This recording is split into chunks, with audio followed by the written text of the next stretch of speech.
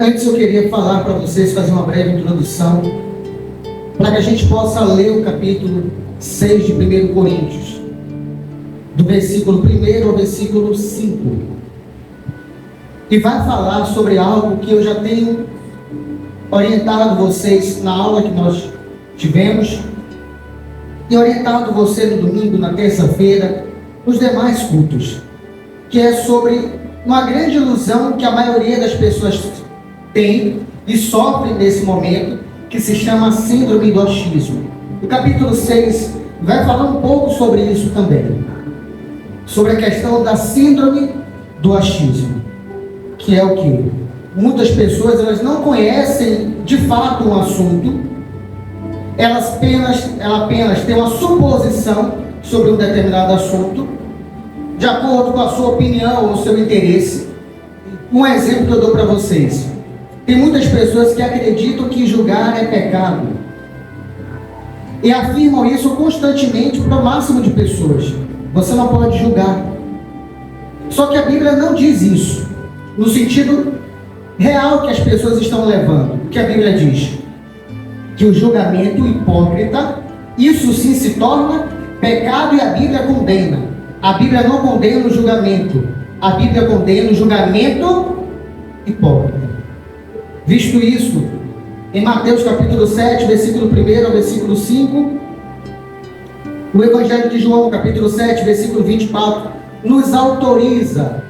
Eu estou fazendo uma breve introdução de tudo que a gente tem lido, de tudo que a gente tem ensinado, para que de fato você possa compreender o que o apóstolo Paulo está querendo ensinar à igreja de Coríntios, uma igreja problemática, sobre a questão também da síndrome do achismo, que já acontecia desde aquela época.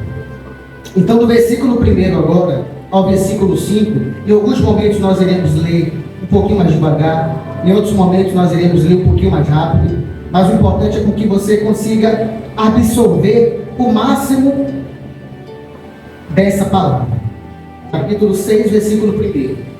Ouça algum de vocês, tendo algum negócio com o outro, e a juízo perante os injustos, e não perante os santos. Não sabeis vós que os santos hão de julgar o mundo? Ora, se o mundo deve ser julgado por vós, sois porventura indignos de julgar as coisas mínimas? O que é que acontecia na igreja de Corinto? Fazendo uma análise sobre o versículo 1 e o versículo 2. A igreja de Corinto, quando tinha qualquer problema entre os irmãos, eles não levavam para a direção, para o pastor da igreja, para o responsável da igreja. Eles levavam para poder resolver aquele conflito com outro membro. Isso causava a destruição da igreja, porque é muito fácil levar um problema que eu tenho para um amigo meu resolver, porque naturalmente o amigo vai ser a favor de quem? De mim. Mas nós precisamos levar o conflito à direção, ao pastor da igreja. E a igreja de Corinto não fazia isso. Quando existia qualquer conflito, eles levavam para os seus amigos. Nós não podemos cometer esse erro. Quando existe um conflito e você leva para alguém, naturalmente o que é que vai acontecer? Um julgamento. Quando você tem um conflito com alguém, uma desavença, e você pega essa desavença, esse conflito, e você leva isso para alguém, vai ter um julgamento. Daí está o problema, porque muitas pessoas têm julgado conforme a aparência e não conforme a palavra.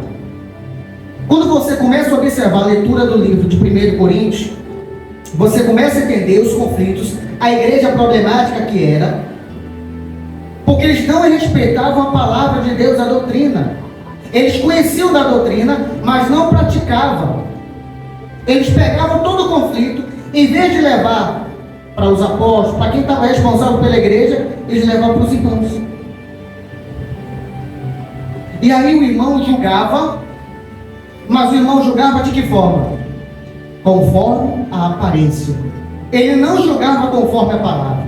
Se ele julgasse conforme a palavra, não existiria tantos conflitos e tantas desavenças na igreja de Corinto.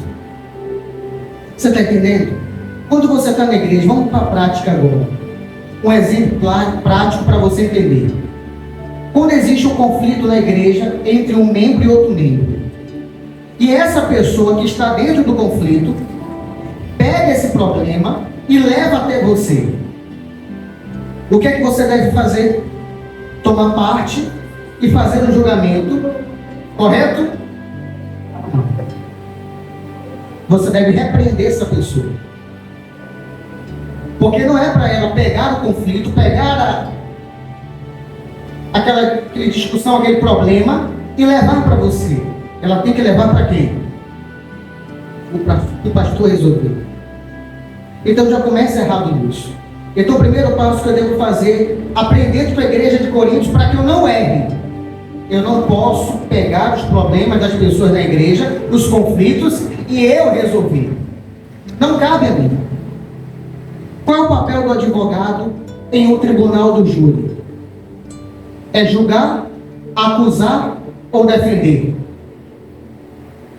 Defender. O que o promotor do MP vai acusar é com ele. Mas cabe a quem julgar? Sabe a quem julgar? Cabe a quem julgar? O juiz. Aquelas pessoas que estão ali, você vai entender, no tribunal do júri, é quando alguém comete um homicídio e é levado ao tribunal do júri e é escolhido as pessoas que vão estar ali, e elas que vão julgar, e o juiz vai proferir a sentença.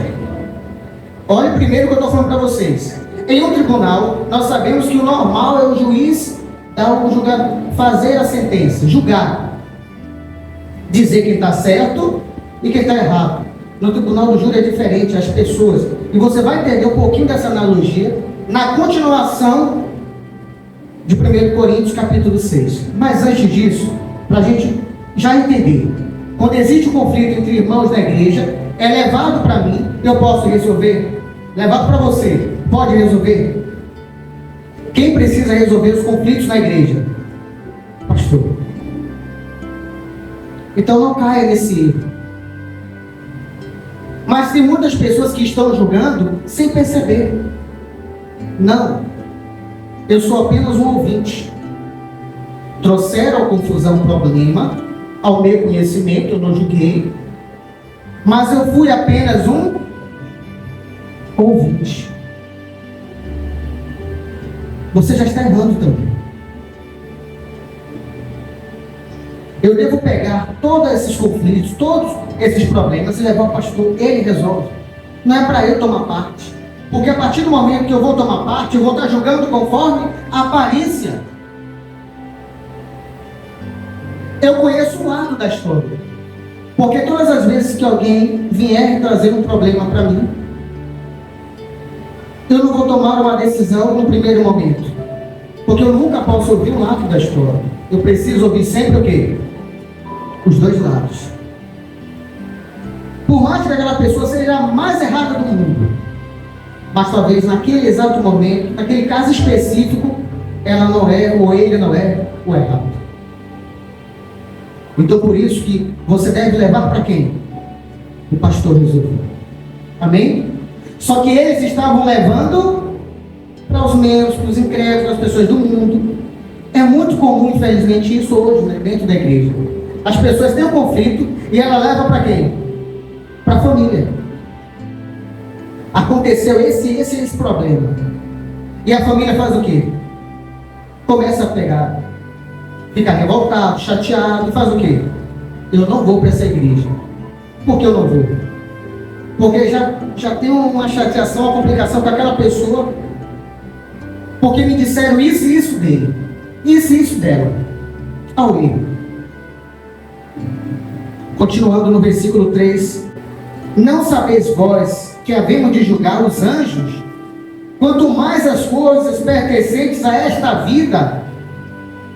Então, se tiveres negócios em juízo, pertencentes a esta vida, pontes para julgá-los, os que são menos estima onde? Na igreja. Para vos envergonhar, eu digo, não há, pois, entre vós o que? Sábios, nem mesmo um que possa julgar entre. Ele repreende no versículo 5, ele faz logo uma repreensão. Por que ele faz essa repreensão? Porque no início, quando você começa a ler o livro de 1 Coríntios todo, não apenas detalhes, momentos específicos, versículos isolados, que faz com que cresça em você a síndrome do achismo, que é quando você pega versículos isolados da Bíblia e ali você passa a crer que aquilo é real. Só que você não lê todo o contexto. Quando você lê o livro de Mateus, capítulo 7, versículo 1, que diz assim: não julgueis para não ser julgado. Quando você lê essa palavra, o que é que você entende? Que eu não posso julgar. Mas quando você lê o Evangelho de João, capítulo 7, versículo 24, que diz: não julguei segundo a aparência, mas julguei segundo a retidão da justiça.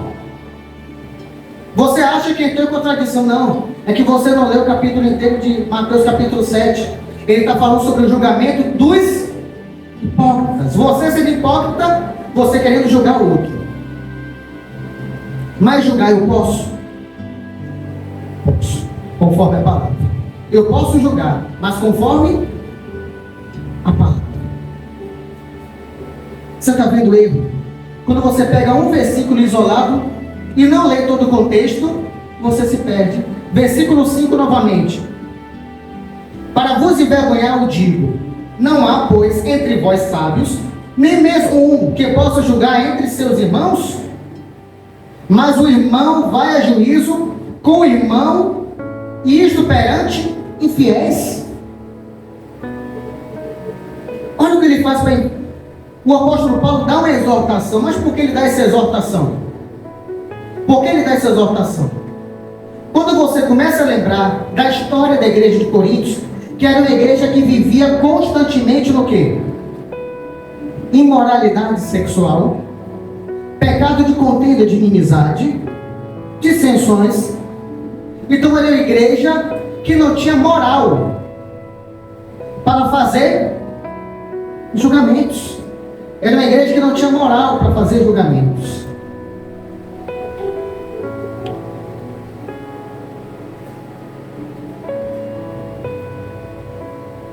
Eu sei que vocês têm um carinho imenso por mim, entende que ficar falando sempre, às vezes é necessário que eu brilhe um pouquinho de água. Eu preciso, eu trabalho com a minha voz.